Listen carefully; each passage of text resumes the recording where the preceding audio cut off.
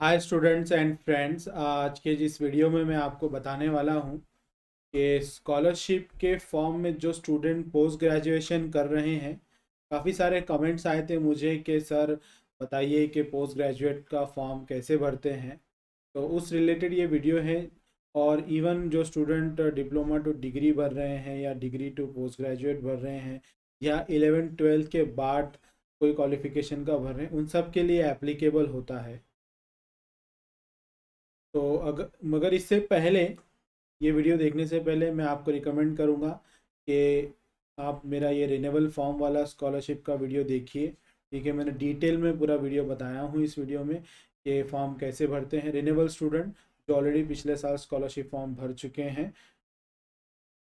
अगर आप password user name भूल गए हो तो उसके लिए ये वाला ही वीडियो देखिए। अगर आप फर्स्ट टाइम फॉर्म भर रहे हो, इससे पहले कभी आपने इस वेबसाइट पे विजिट नहीं किया, जैसे इस वेबसाइट पे कभी फॉर्म नहीं भरा, तो आपके लिए ये दो वीडियो देखना पड़ेगा, पार्ट 1 और पार्ट 2। तो ये दो वीडियो आप ज़रूर देखें क्योंकि ये डिटेल में मैंने बताया हूँ कि पूरा फॉर्म किस तरीके से भरा जाएगा।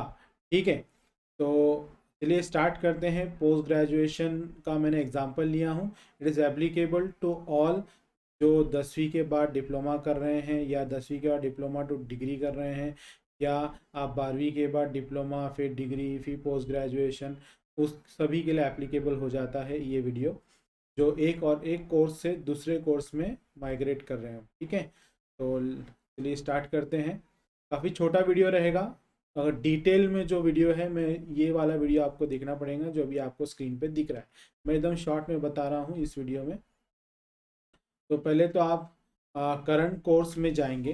करंट कोर्स में आप फॉर एग्जांपल के तौर पे आप एमबीए कर रहे हो, या आप मास्टर ऑफ इंजीनियरिंग कर रहे हैं, या मास्टर ऑफ टेक एमटेक कर रहे हैं, या कोई भी मास्टर का कोर्स कर रहे हो, तो उस केस में आपने ग्रेजुएशन कंप्लीट कर चुका है। राइट, आपने ग्रेजुएशन कंप्लीट कर चुका है, या अभी आप डिग्री का फॉर्म भर रहे हो, पिछले साल आप डिप्लोमा कंप्लीट कर चुके हो या 12th साइंस कंप्लीट कर चुके हो, तो आपका वो क्वालिफिकेशन हो चुका है।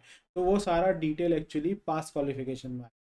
करंट कोर्स में जिस कोर्स के लिए आपने इस साल एडमिशन लिया है, उसका आपको डिटेल डालना है। तो यहाँ पे आप सारा वो डिटेल भरेंगे। इसका वीडियो में मैंने आपको वाले वीडियोस में दिखा चुका हूँ, वहाँ आप देख लीजिएगा।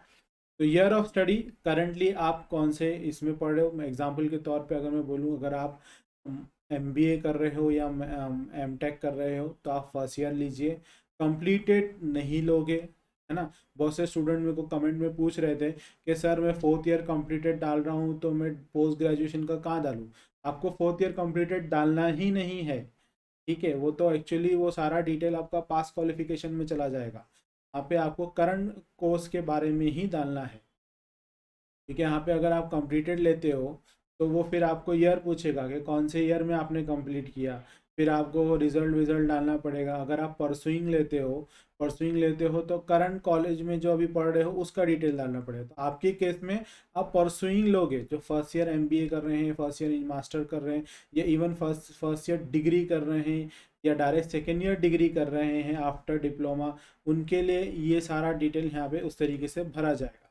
ठीक है, वो भरने के बाद फिर आपको सारा डिटेल भर देना है। और फिर जैसे ही हो जाता है भर के, तो आपका नीचे डीट सेव कर लेने के बाद ऑटोमेटिकली आप पास क्वालिफिकेशन पे चले जाओगे। मगर उससे पहले आप जो भर दिए वो नीचे देख लो कि आपने फर्स्ट ईयर का अज्यूम कर रहे थे कि हम लोग, आप फर्स्ट ईयर एमबीए में हो या मास्टर ऑफ टेक्नोलॉजी में हो, एमटेक में, तो आपका फर्स्ट ईयर का डिटेल आ गया। ठीक है, परसुइंग आ गया। अब आप पास क्वालिफिकेशन में जब जाओगे और क्वालिफिकेशन लेवल पे क्लिक करोगे, आपको यहाँ पे सारे ऑप्शन आएंगे। तो यहाँ पे जो ऑप्शंस दिख रहे थे कि आप गौर से देखिए, यहाँ पे एसएससी है, यहाँ पे एचएससी है, पोस्ट ग्रेजुएट कोर्स है, अंडर ग्रेजुएट कोर्स है। मतलब कि अज्यूम करते हैं कि आप एमबीए का कर रहे हैं या एमटेक कर रहे हैं, तो आप सबसे पहले भरेंगे एसएससी का डिटेल, फिर एचएससी का डिटेल, अगर आपने एचएससी नहीं किया है तो डिप्लोमा का डिटेल। ठीक है, फिर उसके बाद अंडर ग्रेजुएट का डिटेल, फिर अंडर ग्रेजुएट का डिटेल में ही खत्म हो जाएगा। अगर आप पीएचडी के लिए अप्लाई करते हैं मान लीजिए, तो आप क्या भरेंगे, एसएससी का डिटेल, एचएससी का या डिप्लोमा का डिटेल। ठीक है, फिर उसके बाद अंडर ग्रेजुएट का डिटेल, देन पोस्ट ग्रेजुएट का डिटेल, और फिर करंट कोर्स में आपका पीएचडी चला जाएगा। ठीक है, जो करंट कोर्स में भरोगे। तो इसको क्रोनोलॉजिकल ऑर्डर में फॉलो भरना है, असेंडिंग ऑर्डर में, 10th 12th अंडर ग्रेजुएशन, फिर पोस्ट ग्रेजुएशन अगर पीएचडी के लिए अप्लाई कर रहे हो तो। ठीक है, ऐसा आप असेंडिंग ऑर्डर में इसको फिलअप करोगे। जैसे ही फिल हो जाता है पास क्वालिफिकेशन का डिटेल पूरा भर के, तो जैसे मैं यहाँ पे एग्जांपल के तौर पे आपने 10th का भर दिया तो 10th का डिटेल आ जाएगा। इन केस आपके पास क्वालिफिकेशन में फॉर एग्जांपल आपने 1 साल पहले ग्रेजुएशन कंप्लीट किया था और 1 साल का गैप होने के बाद अब आप पोस्ट ग्रेजुएशन के लिए अप्लाई कर रहे हो, तो आपको यहाँ पे यस नो का ऑप्शन आता है। तो देखिए यहाँ पे दोनों ऑफ है। अगर आप इसमें से यस करते हो तो आपको फिर ये ऐसा गैप पूछेगा कि कितने साल का गैप था। अगर 1 साल का गैप था तो आपको गैप सर्टिफिकेट डालनी होगी। अगर आपको गैप था ही नहीं, आप कंटिन्यूस एजुकेशन कर रहे हो, तो आप नो सेलेक्ट कीजिए, तो कुछ होगा नहीं, जस्ट सेव बटन पे क्लिक करके आपका डिटेल आ जाएगा।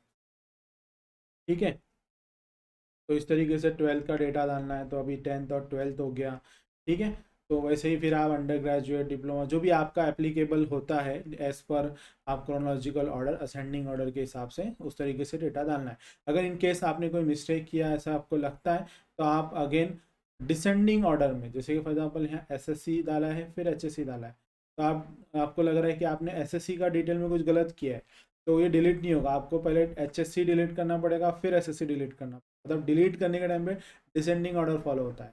ठीक है, तो अदरवाइज यहाँ पे फिर आपका क्रोनोलॉजिकल एरर आपको एक आएगा।